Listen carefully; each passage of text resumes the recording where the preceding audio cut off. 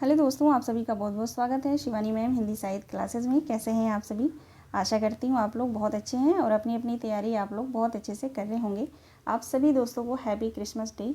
परमात्मा करे कि आपके जीवन में ढेर सारी खुशियाँ आएँ और जो भी आपका विशेष हो वो पूरा हो। तो चलिए आज की क्लास में हम आगे बढ़ते हैं। आज की क्लास में हम पढ़ने वाले हैं आदिकाल प्रकरण 4 फुटकल रचनाएँ। पिछली क्लास में हमने पढ़ लिया था प्रकरण 3 देशभाषा काव्य। देशभाषा काव्य के अंतर्गत जो है आचार्य रामचंद्र शुक्ल ने कितने कवियों का उल्लेख किया है ये मुझे आप कमेंट के माध्यम से ज़रूर बताइएगा। कवियों का नाम नहीं बताना है, आप इतना बताइएगा कि कितने कवियों का उल्लेख है। वेरी वेरी इंपॉर्टेंट है। जितने भी कवियों का उल्लेख किया गया है तो उनको आप लोग जो इग्नोर नहीं करिएगा, ज़रूर रिवाइज करते रहिएगा। ठीक है, वहाँ से प्रश्न जो है हमेशा पूछा जाता है। ठीक है, तो चलिए हम आज की क्लास में आगे बढ़ते हैं। एक बार फिर से आप सभी का बहुत बहुत स्वागत है। अगर आप मेरी क्लास बाद में देख रहे हैं, ठीक है, तो आप लोग जो है स्किप मत करके देखिएगा, पूरे क्लास को ज़रूर देखा करिए, नोट्स बनाते चलिएगा आप लोग। ठीक है, डेली जो है रोज़ 7:30 बजे मैं क्लास अपलोड कर देती हूँ। ठीक है, कल संडे था तो कल जो है मैं किसी काम में फंस गई थी तो नहीं कर पाई अपलोड। ठीक है, चलिए बात करते हैं फुटकल रचनाओं के बारे में। तो फुटकल रचनाएं का मतलब है जिसका संबंध किसी धर्म विशेष से नहीं था। मतलब कि यानी कि स्वतंत्र रूप से रचना करने वाले कवि, उनके ऊपर जो है किसी प्रकार का फाउंडेशन नहीं था कि वो किसी की वीरता का उल्लेख करें, है ना, या किसी धर्म को लेकर रचना करें या किसी धर्म का प्रचार प्रसार के लिए रचना करें, या यानी कि पूरी तरह से वो स्वतंत्र थे। ठीक है ना, जो भी कवि थे वो पूरी तरह से स्वतंत्र थे, जैसे कि किसी परिपाटी को लिखने के लिए वो बाध्य नहीं थे, है ना। तो इसलिए जो है शुक्ल जी ने इन्हें फुटकल कवि के अंतर्गत रखा है, जिसमें जो है अमीर खुसरो और विद्यापति इतने महत्वपूर्ण हैं ये दोनों कवि कि हमेशा जो है कथन में जो है क्वेश्चन आता है, पूछता है कि विद्यापति के संदर्भ में असंगत बताइए। ठीक है, वहाँ पे ABCDE 5 ऑप्शन दिया जाता है, उसमें से एक एक पॉइंट करके जो है विद्यापति के बारे में दिया रहेगा, उसमें से एक असंगत आपको छांटना होता है। तो बहुत ही धैर्य के साथ आप लोग पढ़िएगा। ठीक है, जो महत्वपूर्ण है वो मैं बताती चलूँगी, वो आप नोट करते चलिएगा। ठीक है, तो चलिए हम पढ़ना स्टार्ट करते हैं। शुक्ल जी कहते हैं, वीर गाथा काल के समाप्त होते होते हमें जनता की बहुत कुछ असली बोल चाल और उसके बीच कहे सुने जाने वाली पदों की भाषा के बहुत कुछ असली रूप का पता चला। कहने का मतलब है कि अब धीरे धीरे जो बोलचाल की भाषा थी वह जो है स्पष्ट रूप से अब सामने आने लगी थी। आगे कहते हैं, पता देने वाले हैं दिल्ली के कौन? खुसरो मियाँ और तिरहुत के विद्यापति। तिरहुत के यानी बिहार में है ना, मिथिला में है, बिहार में है तिरहुत, है ना, वहीं के बिहार के थे विद्यापति, है ना। आगे देखिए, आगे कहते हैं, इनके पहले की जो कुछ संदिग्ध सामग्री मिलती थी, यानी जो कुछ भी इनके पहले की जो संदिग्ध सामग्री जो कुछ भी मिलती थी उस पर प्राकृत की रूढ़ियों का थोड़ा या बहुत प्रभाव अवश्य पाया जाता है। लिखित साहित्य के रूप में ठीक बोलचाल की भाषा या जनसाधारण के बीच कहे सुने जाने वाली गीत पद्य आदि रक्षित करने की ओर मानो किसी का ध्यान ही न रहा हो या ध्यान नहीं गया हो। जैसे पुराना चावल ही बड़े आदमियों को खाने योग्य समझा जाता है, वैसे ही अपने समय की कुछ पुरानी पड़ी हुई परंपरा के गौरव से युक्त भाषा ही पुस्तक रचने वालों के व्यवहार योग्य समझी जाती थी। आगे कहते हैं, पश्चिम की बोलचाल, गीत, मुख प्रचलित पद्य आदि का नमूना जिस प्रकार हम खुसरो की कृति में पाते हैं, उसी प्रकार बहुत पूरब का नमूना जो है विद्यापति की पदावली में पाया जाता है। उसके पीछे फिर भक्ति काल के कवियों ने प्रचलित देश भाषा और साहित्य के बीच पूरा सामंजस्य घटित कर दिया। ठीक है, ये तो थोड़ा बहुत इन दोनों लोगों के बारे में बताया गया है। अब मोस्ट इम्पॉर्टेंट है, यहाँ से शुरू होता है अमीर खुसरो से। ठीक है, यहाँ से आप लोग इम्पोर्टेंट है, ध्यान दीजिएगा। पृथ्वीराज चौहान की मृत्यु संवत 1241 के 90 वर्ष के पीछे खुसरो ने संवत 1340 के आसपास रचना प्रारंभ की थी। तो अमीर खुसरो ने की रचना कब से प्रारंभ माना है आचार्य रामचंद्र शुक्ल ने? तो 1340 के आसपास। ठीक है, इन्होंने गयासुद्दीन बलबन से लेकर अलाउद्दीन और कुतुबुद्दीन मुबारक शाह तक कई पठान बादशाहों का ज़माना देखा था। ठीक है ना, कम से कम क्वेश्चन भी आता है कि कितने राजाओं का इन्होंने वहाँ पे ज़माना देखा था। तो यहाँ पे उल्लेख नहीं है, लेकिन आप लोग ध्यान रखिएगा कम से कम 11 बादशाहों का, ठीक है। तो ये पॉइंट आप महत्वपूर्ण है, यहाँ से आप लोग ध्यान रखिएगा कि इन्होंने यानी खुसरो ने गयासुद्दीन बलबन से लेकर, ठीक है, कुतुबुद्दीन मुबारक शाह तक कई पठान बादशाहों का ज़माना देखा था, ठीक है। ये महत्वपूर्ण है, ये कथन में दिया जाता है, ठीक है। उसके बाद देखेंगे आगे, ये फारसी के बहुत अच्छे ग्रंथकार थे, ये भी 100% सही है, बिल्कुल पूछा जाता है ये, ठीक है। ये फारसी के बहुत बड़े ग्रंथकार थे, तो उसमें लिख देगा कि ये फारसी के ग्रंथकार नहीं थे, तो ठीक है ना, तो आप पढ़े रहेंगे तभी तो लगा पाएंगे ना सही आंसर, ठीक है।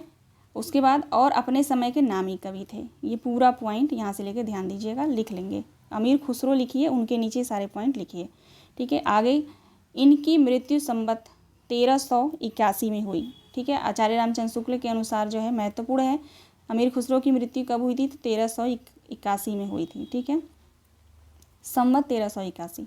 ये बड़े ही विनोदी, मिलनसार, सहृदय थे, ये भी महत्वपूर्ण पॉइंट है, ठीक है। ये बहुत ही मिलनसार, सहृदय और विनोदी थे, ठीक है। आगे देखेंगे, इसी से जनता की सब बातें, एक मिनट, हाँ, इसी से जनता की सब बातों में पूरा योग देना चाहते थे, ठीक है। इसी से जो है जनता की सब बातों में पूरा योग देना चाहते थे।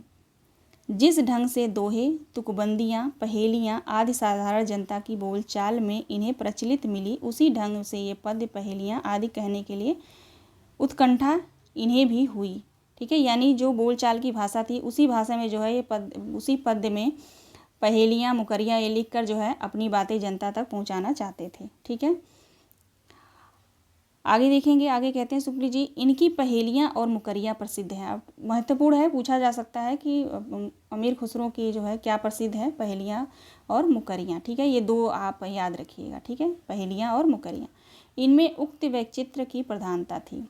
उक्ति मतलब कथन, वैचित्र यानी किसी विचित्र वर्णन करना, कि किसी कथन को जो है विचित्र पूर्वक वर्णन करना, है ना, उसकी जो है प्रधानता थी इनके पहेलियों मुकरियों में। यद्यपि कुछ रसीले गीत और दोहे भी इन्होंने कहे हैं, ठीक है। आगे देखिए, आगे कहते हैं शुक्ल जी, यहाँ इस बात की ओर ध्यान दिला देना आवश्यक प्रतीत होता है कि काव्य भाषा का ढांचा अधिकतर सौर सेनी या पुरानी ब्रजभाषा का ही बहुत काल से चला आता था। अतः जिन पश्चिमी प्रदेशों की बोलचाल खड़ी होती थी, यानी पश्चिमी प्रदेशों की बोलचाल जो है खड़ी होती थी, उनमें भी जगत के बीच प्रचलित पद्यों, तुकबंदियों आदि की भाषा ब्रज भाषा की ओर झुकी रहती थी, ठीक है। आगे कहते हैं, अब भी यह बात पाई जाती है कि इसी से खुसरो की हिंदी रचनाओं में भी दो प्रकार की भाषा पाई जाती है। वो कौन कौन सी? ठेठ, खड़ी बोली और बोलचाल पहेलियों, मुकरियों और दो सुखनों में ही मिलती हैं। आगे कहते हैं कि यद्यपि उनमें भी कहीं कहीं ब्रज भाषा की झलक मिलती है, ठीक है। यानी जो भी इनकी रचना है पहेलियाँ और मुकरियाँ और दो सुखने, उसमें भी कहीं कहीं ब्रज भाषा की झलक मिलती है, पर गीतों और दोहों की ब्रज भाषा या मुख्य प्रचलित काव्य भाषा ही है। जो इनके गीत और दोहों की भाषा ब्रज भाषा या मुख्य प्रचलित काव्य भाषा ही है। यही ब्रज भाषा देख उर्दू साहित्य के इतिहास लेखक प्रोफेसर आजद, है ना, आजद को जो है यह भ्रम हुआ कि ब्रज भाषा से खड़ी बोली अर्थात उसका अरबी फारसी ग्रस्त रूप उर्दू निकल पड़ी। आगे देखिए, यहाँ से देखिएगा, ठीक है। खुसरो के नाम पर संग्रहित पहेलियों में कुछ प्रक्षिप्त और पीछे की जोड़ी पहेलियाँ भी मिल गई, इसमें संदेह नहीं, ठीक है। ये इतना महत्वपूर्ण नहीं है, लेकिन फिर भी आप लोग एक बार पढ़ लीजिए, ठीक है, ज़रूरी है पढ़ना, ठीक है। ज़्यादा बड़ा नहीं है तो हम इसको स्किप नहीं करेंगे, पूरा पढ़ते हुए चलेंगे। जो स्टार्टिंग में मैंने बताया, जहाँ पे मैंने लिखने के लिए बोला, वो मैं पूरा आशा करती हूँ कि आप लोगों ने लिख लिया होगा, ठीक है। इसमें संदेह नहीं कि उदाहरण के लिए हुक्के वाली पहेली लीजिए। इतिहास प्रसिद्ध बात है कि तंबाकू का प्रचार हिंदुस्तान में जहांगीर के समय में हुआ। उनकी पहली गोदाम अंग्रेजी की सूरती वाली कोठी थी, जिससे तंबाकू का एक नाम ही सूरती या सूरती पड़ गया। इसी प्रकार भाषा के संबंध में भी संदेह किया जा सकता है कि वह दीर्घ मुख परंपरा के बीच कुछ बदल गई होगी, उसका पुरानापन कुछ निकल गया होगा और किसी अंश तक यह बात हो सकती थी, पर साथ ही यह भी निश्चय है कि उसका ढांचा कवियों और चारणों द्वारा अवैध प्राकृत की रूढ़ियों की जकड़ी काव्य भाषा से भिन्न था। प्रश्न यह उठता है कि क्या उस समय तक भाषा घिसकर इतनी चिकनी हो गई थी जितनी पहेलियों में मिलती है। आगे देखिए, यहाँ से देखिएगा, ठीक है। ये महत्वपूर्ण नहीं है उतना, ठीक है, तो इसको हम छोड़ देते हैं, ठीक है। यहाँ से देखेंगे, कबीर की अपेक्षा खुसरो का ध्यान बोलचाल की भाषा की ओर अधिक था। तो ये महत्वपूर्ण है, ये पूछा जा सकता है, ठीक है, कि कबीर की अपेक्षा जो है खुसरो का ध्यान जो है बोलचाल की भाषा पर अधिक था। आगे देखेंगे, उसी प्रकार जैसे अंग्रेजों का ध्यान बोलचाल की भाषा की ओर अधिक रहता है, खुसरो का लक्ष्य जनता का मनोरंजन था, ठीक है। खुसरो का जो लक्ष्य था वो जनता का मनोरंजन अधिक था, यानी पहेलियाँ मुकरियाँ जो वो लिखते थे। लेकिन यहाँ पे देखिए, पर कबीर धर्मोपदेशक थे, ठीक है, लेकिन इनका ग्रंथ जो था कबीर का वो धर्म उपदेशक था, ठीक है। अतः आगे कहते हैं, अतः उनकी बानी पोथियों की भाषा का सहारा कुछ न कुछ खुसरो की अपेक्षा अधिक लिए हुए हैं। अब यहाँ पे नीचे जो है दिया गया है, नीचे खुसरो की कुछ पहेलियाँ दोहों और गीतों में दिए गए हैं, ठीक है। तो आप भली बात परिचित होंगे। एक थाल मोती से भरा, सबके सिर औंधा धरा, चारों ओर वह थाली फिरे, मोती उससे एक ना गिरे। पहेलियाँ हैं जिसका अर्थ होता है आकाश, ठीक है। एक नार ने अचरज किया, सांप मार पिंजरे में दिया, जो सांप ताल को खाए, सूखे ताल सांप मर जाए, दिया और बाती। तो आप लोग जो है ये पहेलियाँ मुकरिया जो भी दिया है ये ध्यान रखिएगा, पूछा जाता है, हमेशा आता है प्रश्न यहाँ से, ठीक है। आगे देखेंगे, एक नार दो को ले बैठी, टेढ़ी होके बिल में बैठी, जिसके बैठे उसे सुहाए, खुसरो उस पे बल जाए। तो पैजामा।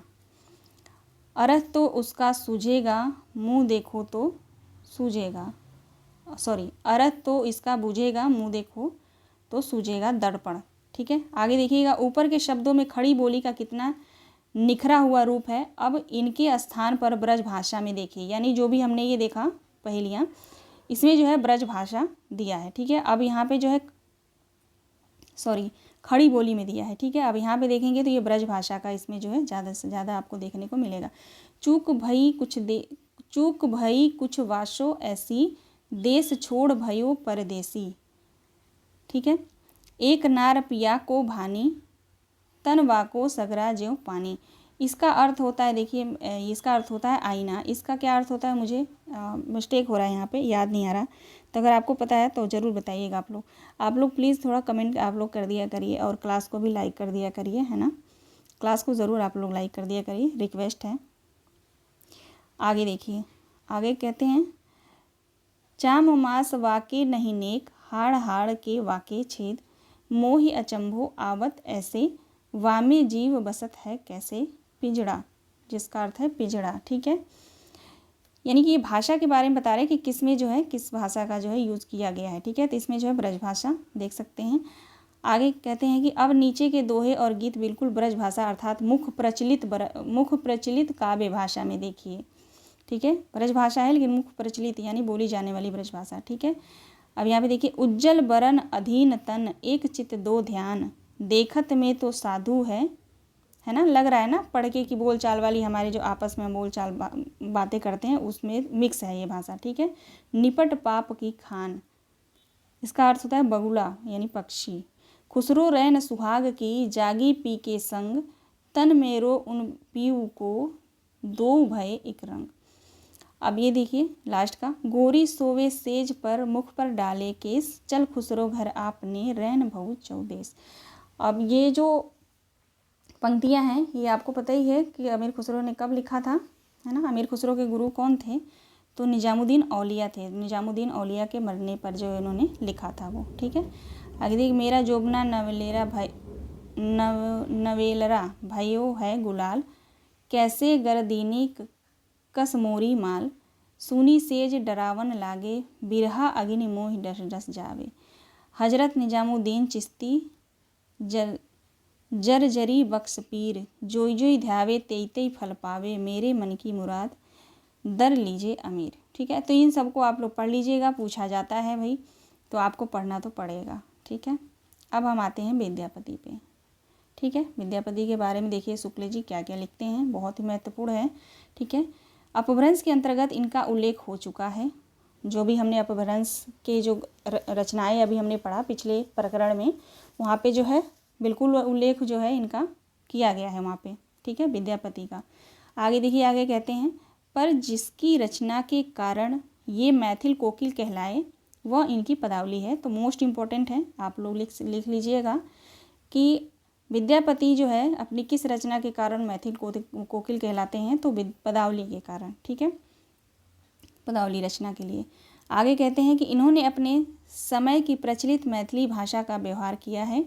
विद्यापति को बंग भाषा वाले अपनी ओर खींचते हैं, बंग भाषा वाले अपनी ओर खींचते हैं। सर जॉर्ज ग्रियर्सन ने भी बिहारी और मैथिली को मागधी से निकली होने के कारण हिंदी से अलग माना है। ठीक है, ध्यान दीजिएगा यहाँ पे, जॉर्ज ग्रियर्सन ने बिहारी और मैथिली भाषा को मागधी से निकली होने के कारण जो है हिंदी से अलग माना है। ठीक है, आगे कहते हैं, पर केवल भाषा शास्त्र की दृष्टि से कुछ प्रतियों के आधार पर ही साहित्य का विभाजन नहीं किया जा सकता। कहते हैं कुछ भाषा शास्त्र या दृष्टि के कुछ प्रतियों के आधार पर ही जो है हिंदी साहित्य का जो विभाजन नहीं किया जा सकता।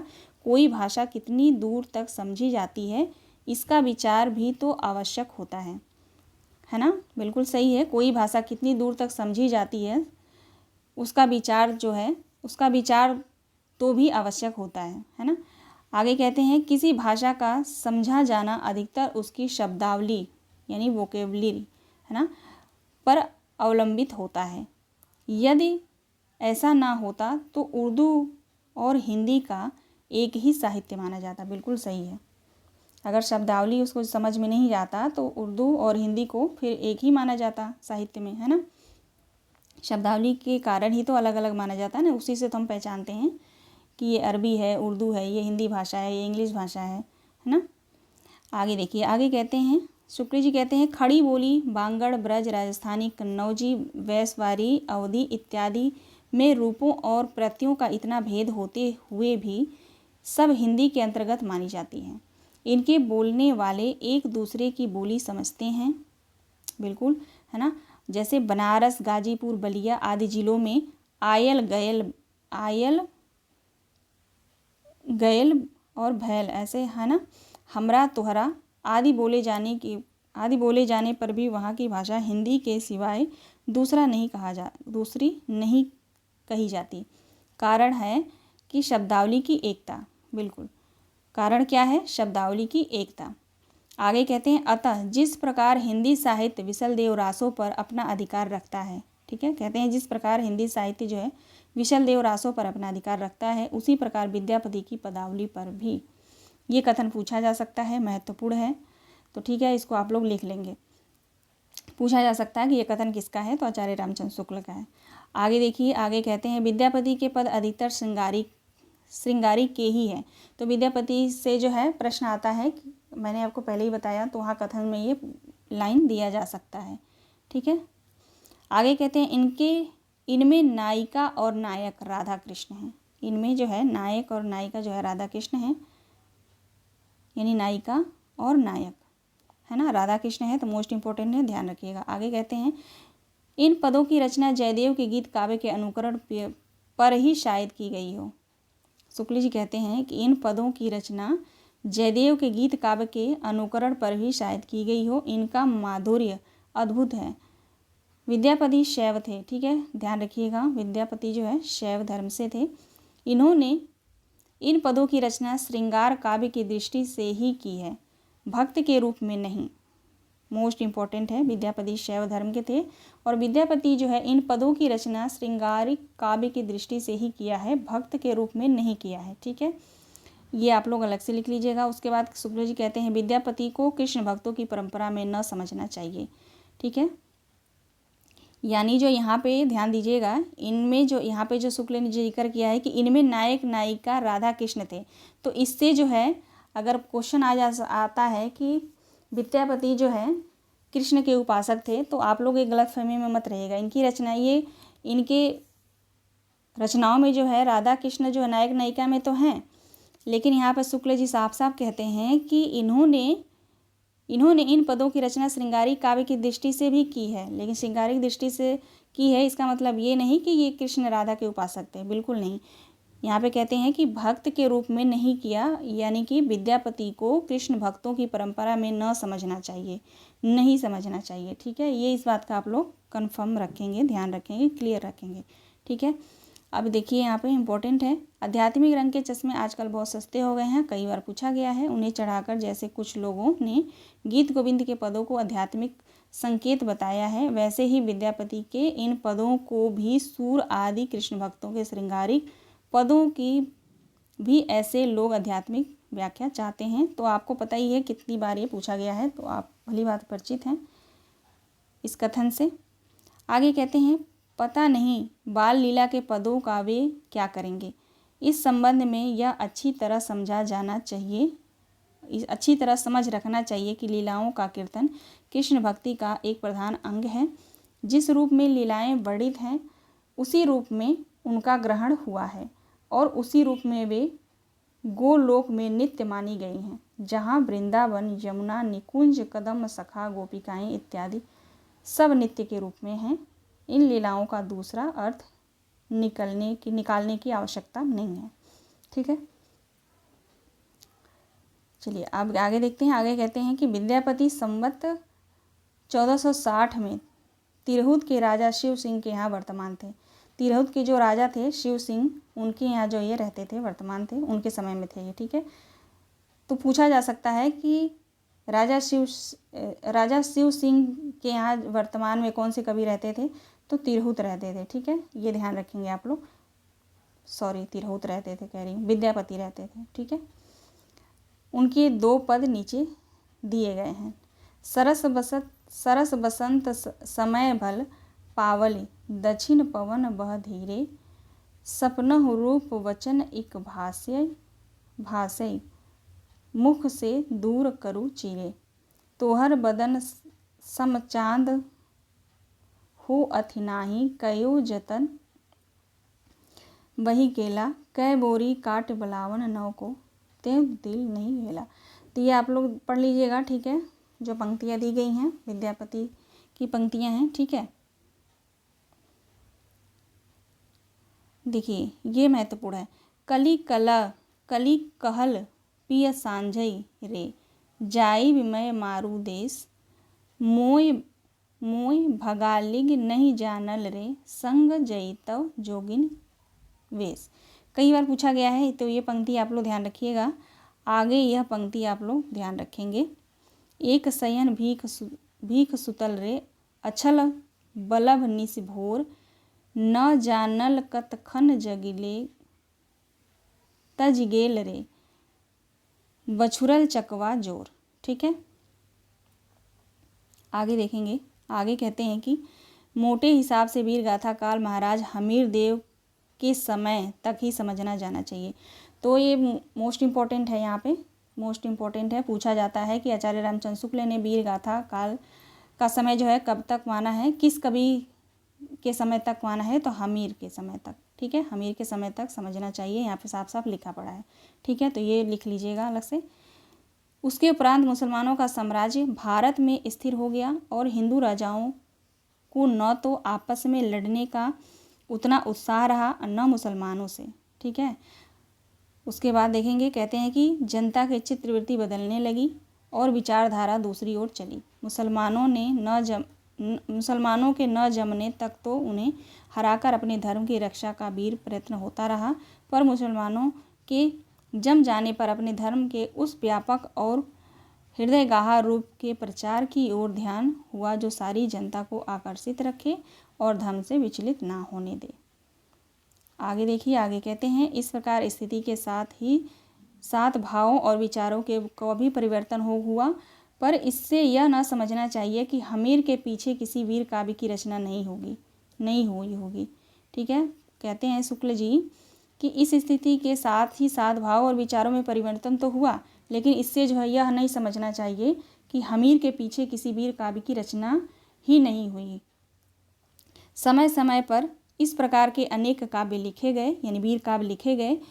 और हिंदी साहित्य के इतिहास की एक विशेषता यह भी रही कि एक विशिष्ट काल में किसी रूप की जो काव्य सरिता वेग से प्रवाहित हुई, वह यद्यप आगे चलकर मंद गति से बहने लगी, है ना, मंद गति से बहने लगी। फिर कहते हैं कि पर 900 वर्षों के हिंदी साहित्य के इतिहास में हम उसे कभी सर्वथा सूखी नहीं पाते।